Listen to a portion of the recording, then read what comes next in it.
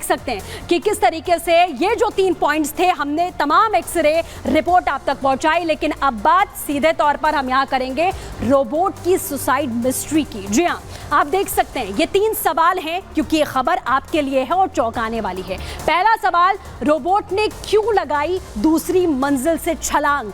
इसका जवाब हम आपको देंगे, क्योंकि अभी तक इंसानों की आत्महत्या की बातें आपने सुनी है, लेकिन रोबोट की ऐसी कहानी पहली बार सामने आई है, जो हम आपको बताएंगे।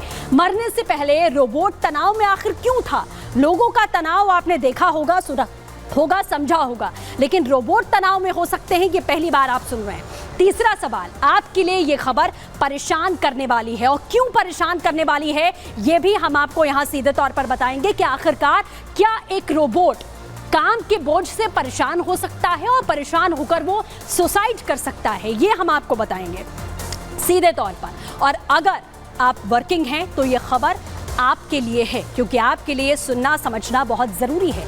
अगर आप होम मेकर हैं तब भी ये खबर आपके लिए है, क्योंकि तनाव जीवन का हिस्सा हो चुका है।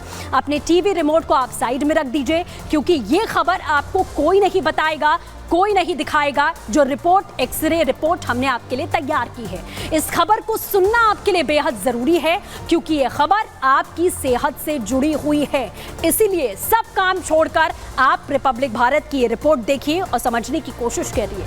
ये खबर आपकी ज़िंदगी को पलट सकती है, बदल सकती है, उसके मायने बदल सकती है। आपकी सोच में अहम बदलाव भी ये खबर सुनने के बाद आप कर सकते हैं। आपको झटका लगेगा और आप सोचेंगे कि आखिरकार हम अपने जीवन में किस ओर बढ़ रहे हैं। ये खबर आपको सोच में डाल सकती है। ये खबर हर एक शख्स से, हर एक व्यक्ति से जुड़ी हुई है। ये खबर है एक रोबोट की सुसाइड मिस्ट्री की। जी हाँ, ये सुनकर आप हैरान जरूर होंगे, आप चौंकेंगे जरूर कि आखिरकार क्या ये झूठ है? लेकिन ये कोई झूठ नहीं है, ये कोई कहानी नहीं है, ये 100% सच है, जो इस एक्सरे रिपोर्ट के जरिए हम आपको बताएंगे। मामला कहाँ का है, सबसे पहले आप ये समझ लीजिए। मामला दक्षिण कोरिया का है, जहां कहा यह जा रहा है कि इस रोबोट पर काम का, आप सोचिए, रोबोट पर जिसे जीवन को आसान बनाने के लिए बनाया गया, कि रोबोट्स के जरिए बहुत सारे ऐसे कामकाज हैं। आपने देखा है कि किस तरीके से रोबोट्स का आजकल अलग अलग तरीके से इस्तेमाल हो रहा है। इसका निर्माण इसलिए किया गया, लेकिन इतना बोझ किसी रोबोट पर पड़ा कि उसने सुसाइड कर लिया। अभी तक यही सुनने में आता है कि डिप्रेशन या किसी परेशानी के कारण किसी व्यक्ति ने आत्महत्या कर ली, या आत्महत्या के विचार उसके जहन में आने लगे। लेकिन आर्टिफिशियल इंटेलिजेंस के युग में दुनिया में ऐसा पहली बार जानने, देखने और सुनने में मिल रहा है कि परेशान होकर किसी इंसान ने नहीं, बल्कि रोबोट ने जान दे दी है। तो आप सोचिए कि जब एक रोबोट का ये पूरा एल्गोरिथम आपको हमने समझाया कि किस तरीके से एक रोबोट परेशान होकर, हैरान होकर काम के बोझ तले वो सुसाइड कर लेता है। पूरी कहानी क्या है, इसकी जांच की हमने पड़ताल की और ये एक्सरे रिपोर्ट आपके लिए तैयार की है। आप देखिए पूरी कहानी रिपोर्ट के जरिए।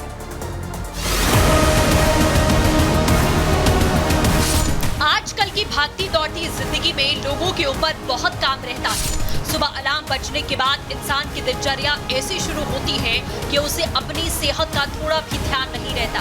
बेशक कहा यह जरूर जाता है कि दिन में 1 घंटा व्यायाम करने से बीमारियों का खतरा कम रहता है और आप तंदुरुस्त रहते हैं, लेकिन भागम भाग से जुड़ी इस जिंदगी में लोगों के लिए वो 1 घंटा निकालना बहुत मुश्किल होता जा रहा है।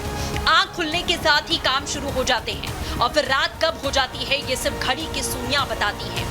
दुनिया में पहली बार किसी रोबोट के आत्महत्या करने की बात सोशल मीडिया पर वायरल हो रही है।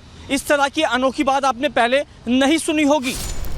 यहाँ सोचने वाली बात यह है कि लगातार काम करने से अगर एक रोबोट का यह हाल हो सकता है, तो हार्ड मांस के बने इंसान को अपना ख्याल रखने की कितनी जरूरत है।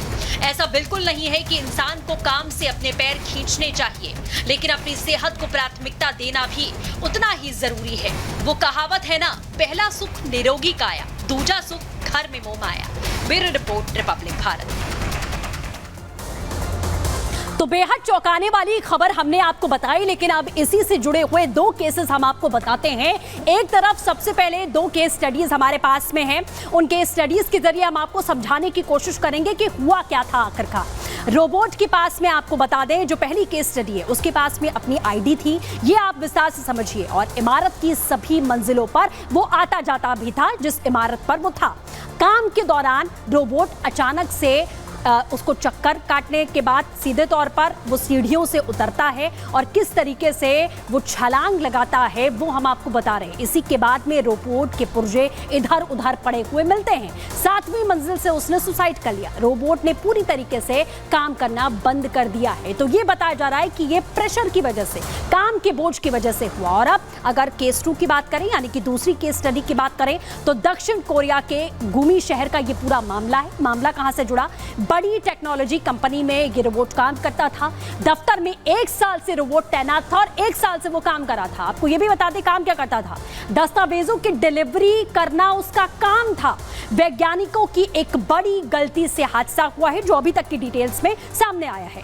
रोबोट को एआई कमांड देने में एक बड़ी गलती हुई है और रोबोट इंसान के कंट्रोल से पूरी तरह बाहर हो गया, जिसके बाद वो अपना निर्णय खुद लेने में सक्षम हो गया कि उसे आगे क्या करना है। और रोबोट से क्षमता से ज्यादा काम ले रहे थे, यानी कि साइंटिस्ट उससे ज्यादा काम ले रहे थे, उसका कंट्रोल खो चुका था और काम के प्रेशर से रोबोट की फंक्शनिंग पूरी तरीके से बिगड़ गई। और फंक्शनिंग बिगड़ने के बाद आपने देखा कि किस तरीके से उसने 5वीं मंजिल से छलांग लगा ली। लेकिन आखिरकार आर्टिफिशियल इंटेलिजेंस की दुनिया में जिस तरीके से एआई इस वक्त काम करता हुआ नजर आ रहा है और इस युग में आगे बढ़ता नजर आ रहा है, आखिरकार वैज्ञानिक क्या कह रहे हैं, एआई एक्सपर्ट इस पूरे मामले को लेकर क्या कह रहे हैं, वो भी आपको सुनाते हैं।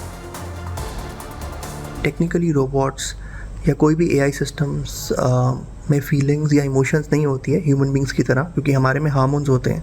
Robotic systems can not feel emotions, तो वो स्ट्रेस या ओवरवर्कड, ओवरवेल्म नहीं हो सकते हैं। तो मेरा मानना ये है कि ये सुसाइड नहीं है, ये एक सिस्टम फेलियर है जो कि हार्डवेयर या सॉफ्टवेयर दोनों कारण से हो सकता है।